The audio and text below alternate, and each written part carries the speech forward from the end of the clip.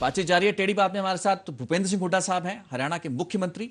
Hat trick बनाने की दरकार है और जनता को एक नए सिरे से मोबिलाइज करने का प्रयास। लोकसभा में कांग्रेस की हार के बाद पिछले हाल के कुछ दिनों में एक नया मनोबल कांग्रेस के वर्कर में आता दिख रहा है, नजर आ रहा है। कुछ बड़ी रैलियां जिनके जरिए पार्टी की लामबंदी एक नए सिरे से हो रही है। हुड्डा साहब, विपक्ष के प्रहार आप पर जारी हैं। तमाम इन कोशिशों के बावजूद आपके खिलाफ एक चार्जशीट राज्यपाल महोदय को दिया गया इंडियन नेशनल लोकदल की तरफ से। बीजेपी एक चार्जशीट लेकर तैयार बैठा है। बहुत से आरोप हैं हुड्डा सरकार पर, आप पर व्यक्तिगत तौर पर बहुत आरोप हैं। कहा गया कि आपकी सरकार सीएलयू की सरकार बनकर रह गई। आपने कुछ चुनिंदा अफसरों को ज्यादा ऐश कराई अपने कार्यकाल में, इस किस्म के आरोप भी। आपने मलाई मारो की संज्ञा इस्तेमाल किया। कुछ नेताओं के लिए कहा जाता है आपके राज्य कार्यकाल में अफसर भी मलाई खाते रहे। तमाम किस्म के आरोप हैं। इन आरोपों, इन चार्जशीटों का जो कि बाकायदा एक हम कह सकते हैं कि एक विस्तृत ढंग से राज्यपाल को दी गई है, आपके पास हरियाणा की जनता के सामने क्या जवाब है इनके? मैंने पानीपत में जवाब दे दिया था। मैंने कहा जहाँ तक इनका सवाल है जो इनेलो ने दिया है, वो लोग दे रहे हैं जो खुद जेलों में पड़े हैं या डिस्प्रपोर्शनेट उसमें एसेट्स के मामले में चार्जशीटेड हैं, वो दे रहे हैं। मैंने कहा, हरियाणा की जनता को कहा, भाई इनका तो जवाब, इनसे तो जवाब मैं कोर्ट में ले लूँगा, लेकिन मैं हरियाणा की जनता का एक भी कोई ये साबित कर दें तो मैं राजनीति छोड़ दूंगा। ये सिर्फ निराधार बात है। झूठ और लूट जिनके राज में रही है वो ऐसे कर रहे हैं।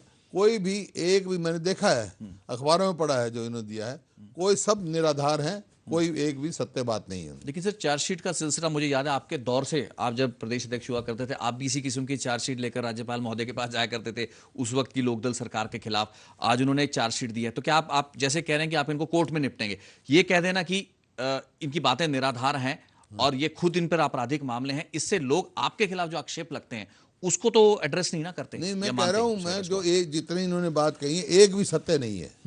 मैं ये कह रहा हूं। अब मैं एक नेता को सुन रहा था, वो ये कह रहे थे कि फलाने नेता को इतनी जमीन दे दी, इतनी कर दी। मैं आज आपके सामने कह रहा हूं कि मेरे वो जमीन बता दें, 1 एकड़ की बात छोड़ो, 1 बीघे की बात छोड़ो, 1 गज बता दें हमने हरियाणा सरकार ने मेरे कार्यकाल में एक्वायर करके किसी बिल्डर को दी हो, तो मैं तैयार हूँ। मैंने असेंबली में कहा है। कोई बिना जो झूठे आरोपों का कोई वो नहीं होता। कुछ भी लगा लें, मैं आपके बारे में कुछ भी कह दूं, या तो कोई सिद्ध करे।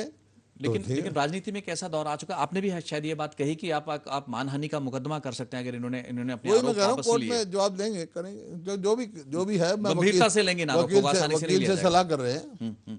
हुड्डा साहब, अपने कार्यकाल की विलक्षणता या खासियत क्या मानते हैं? 9-9.5 सालों में आपने जितने काम किए, जिसका उल्लेख काफी किया जा सकता है।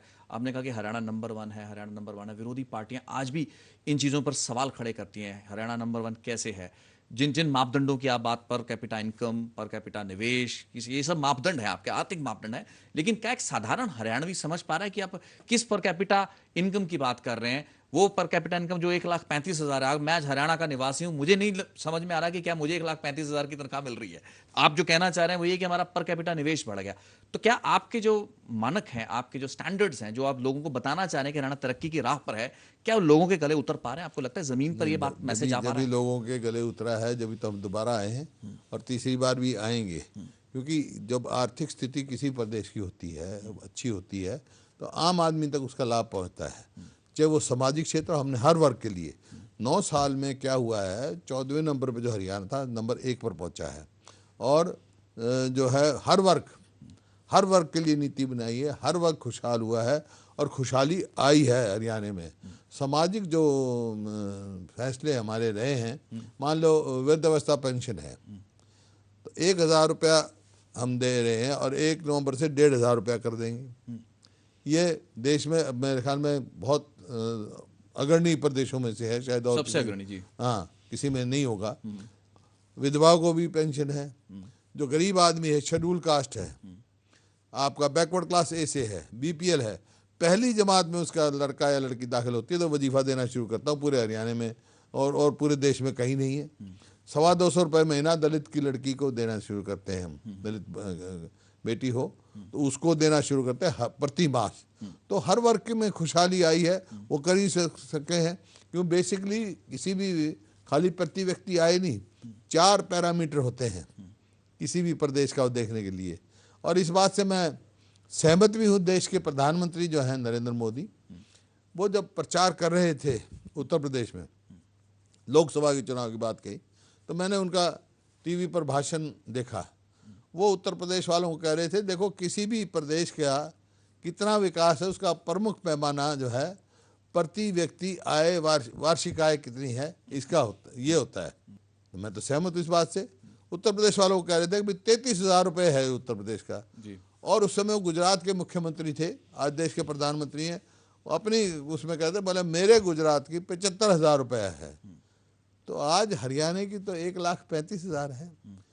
प्रति व्यक्ति निवेश में हरियाणा सबसे आगे है।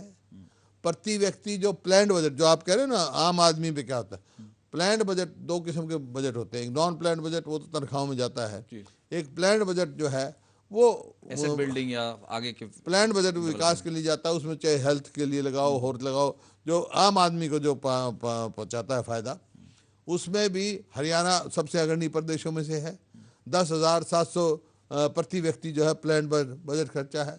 तीसरा जो है प्रति व्यक्ति निवेश, मैंने बता दिया, आगे है। चौथा जो है रिसोर्सेज मोबिलाइजेशन के। अगर आपके पास रिसोर्सेज ही नहीं होंगे, आमदनी नहीं होगी, तो कहाँ से आप खर्चा करेंगे। जब पंचवर्षीय योजना 11वीं पंचवर्षीय बन रही थी, उस समय सब स्टेट ने अपना टारगेट फिक्स किया जाता है, भाई हमारी 5 वर्ष में ये हमारी रिसोर्सेज मोबिलाइज करेंगे हम जी, तो टारगेट अचीव करेंगे। तो ये प्लानिंग कमीशन के फिगर्स हैं, मेरे नहीं है। तो नेशनल एवरेज जो है वो 95% आई, और बहुत सारे प्रदेशों की किसी की 96 आई, किसी की 94 आई, पर नेशनल एवरेज किसी की 98 आई, 98 तो शायद किसी की नहीं आई, 96 आई, 96.5 आई, नेशनल एवरेज आई 95%।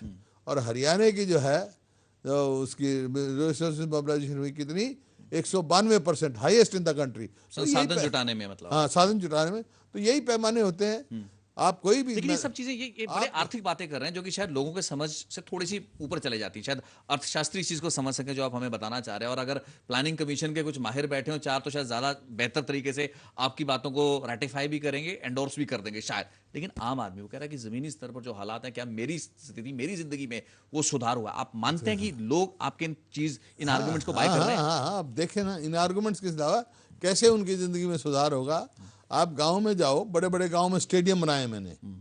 आज हमारी जनसंख्या तो 2% है, लेकिन जहाँ देश का सवाल होता है कॉमनवेल्थ का, अगर हिंदुस्तान को 38 गोल्ड मेडल मिले हैं, तो 22 गोल्ड मेडल हरियाणा के खिलाड़ियों को मिले हैं।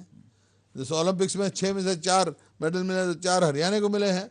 अब वहाँ खिलाड़ी मेहनती हैं, आपकी नीतियां ज्यादा कारगर हैं। खिलाड़ी मेहनती भी हैं। दूसरी पार्टियां कहती हैं कि नीतियां हमने भी शुरू की थी, खिलाड़ियों को पुरस्कृत हमने भी करना शुरू किया था, आपने उस मॉडल को फॉलो किया। खिलाड़ियों की मेहनत तो है ही, उसके बगैर तो कुछ है ही नहीं। लेकिन नीतियां भी हैं, जिस प्रकार से उनका प्रोत्साहन दिया, अपना पदक लाओ पद पाओ की नीति बनाई हमने, पहले कभी नहीं हुआ। और 3 बेसिक इंग्रेडिएंट है उसके। हमने इंफ्रास्ट्रक्चर, गाँव में भी जो प्रतिभाएं गांव में छुपी हुई हैं उनको मौका दिया, स्टेडियम बनाया बड़े बड़े गांव में हमने, और अभी बना रहे हैं 250 से ज़्यादा स्टेडियम बना दिए। फिर स्पेट टेस्ट हमने शुरू किया 8वीं से 8 साल से 15 साल, और फिर 19 साल 2 उनके रखे। स्पेट टेस्ट जब पहली दफ़ा हमने शुरू किया तो वहाँ पे कोई 41,000 बच्चे आए, 80,000 ने अप्लाई किया। आपके जो स्पेट टेस्ट के उसमें 18 लाख बच्चे आए हैं, 19 लाख बच्चे आए हैं। पहले जो है 5,000 बच्चों को स्कॉलरशिप देते हैं, अच्छा स्कॉलरशिप देते हैं। कंडीशन एक ही कहते 22 दिन आप ग्राउंड में आओ। जब बच्चा ग्राउंड में आता है तो उसके माँ बाप, छोटे बच्चे के माँ बाप भी आते हैं। एक माहौल बनाया, गांव में जाके देखो आप, माहौल बनता है भाई, माहौल बनाया है, लोगों को लाभ हुआ है, हर उसमें उसका फ़ायदा पहुंचा है, विकास हुआ है। कोई भी गाँव में जाओ आपको एहसास हो जाएगा, पूछ लेना उनसे। तो लोग देखते हैं इसको, विकास को भी देखते हैं। जो माहौल जो आपस में प्रेम से जो चला हुआ है, कितनी शांति से वो चला है। हमारे से पहले किस प्रकार की सरकारें थी, लोग इसको जानते हैं, किस प्रकार का बह बीत थे, किसानों के ऊपर गोलियां चलाई जाती थी, क्या माहौल था, जेलों से फिरौतियाँ मांगी जाती थी, कैसे कितनी आपको बात गिराऊं। तो जो माहौल बदला है, जो एक सारे प्रदेश को साथ लेकर, सबको साथ लेकर जो प्रदेश ने विकास किया है, उस बात का हर आदमी पर असर है। मैंने और आपसे शुरुआत में यही मेरी शक्ति है जी। और कांग्रेस पार्टी की ताकत है, और यही समर्थन है हमारा। एक मैंने सवाल शुरुआत में एंटी इनकम्बेंसी का पूछा। लोग तमाम आपकी बातें ठीक है, आपने विकास करा, आपके पास मापदंड है, बताने के लिए बहुत ऐसी चीज़ें हैं जो कि शायद बहुत से राज्यों या उनके मुख्यमंत्रियों के पास ना हो, और आपके प्रचार भी जिस तरीके से आ रहे हैं तो उसमें ज़ाहिरी तौर पर चुनौती देने वाले तथ्य कम हैं। उनकी ज़मीनी स्तर पर कितने लागू हो पा रहे नहीं हो पा रहे, ये क्वेश्चन मार्क हो सकता है। लेकिन मैं आपसे समझना चाहूँगा कि लोगों की जो फितरत है, क्या कैंटीन कन्वेंसी ऐसी चीज़ नहीं मानते, एक ऐसा फिनोमिनन नहीं मानते जो कि कुछ समय के बाद वो नेचुरली इतना हावी हो जाता है? 5 साल हरियाणा में अमूमन 5 साल समझा जाता था, लेकिन आपने उस ट्रेंड को तोड़ा, आप 9.5 10 साल हो गए हैं, तो आपको लगता नहीं किसी न किसी समय के बाद लोग सिर्फ बदलाव चाहते हैं और इस किस्म के तथ्य, इस किस्म के आर्गुमेंट शायद ज़्यादा मैटर नहीं करते उस वक्त, जबकि केंद्र में इतनी बड़ी आंधी नरेंद्र मोदी या बीजेपी की चल चुकी हो? मैंने कहा ना, बदलाव लोगों को उम्मीद होती है, और जैसे आपने एंटी इनकम्बेंसी की बात होती है, लेकिन लोग भाई विकास पर भी वोट देते हैं। खाली एंटी ये नहीं, ये इस बात पे नहीं है कि भाई आपके वोट ही नहीं देनी या नहीं देनी, ये बात नहीं है। लोग बहुत समझदार हैं, और हरियाणा प्रदेश का वोटर बहुत समझदार, देश का ही वोटर समझदार है, और हरियाणा का वोटर बहुत समझदार है। वो समझता है कि कौन विकास करा सकता है और कौन आगे तरक्की करा सकता है, वो उसी तरफ जाते हैं। चलिए, एक छोटे से कमर्शियल ब्रेक के बाद हुड्डा साहब के साथ वापस आएंगे थोड़ा सा, क्योंकि इन दिनों एक और मुद्दा भी गरमाया है जिसने कि केंद्र और राज्य सरकारों के आपसी संबंधों को एक बहुत ज़्यादा हम कह सकते हैं कि flash point, critical flash point पर लाके खड़ा किया है। जींद की एक रैली में जिस तरीके की शूटिंग हुई, जिसे कि एक मुख्यमंत्री के, एक राज्य के अपमान के रूप में देखा गया, और उसी पूरे मुद्दे को उठाया चौधरी हुड्डा ने। इसके ऊपर कमेंट्स लेंगे और राजनीतिक बातें करेंगे, कुछ पार्टी संगठन की बातें होंगी, और विपक्ष के जो गठबंधन है इस वक्त बन रहे हैं, टूट रहे हैं, उनके बारे में कुछ सवाल हैं जो कि जिनके जवाब हुड्डा साहब से जानेंगे ब्रेक के बाद।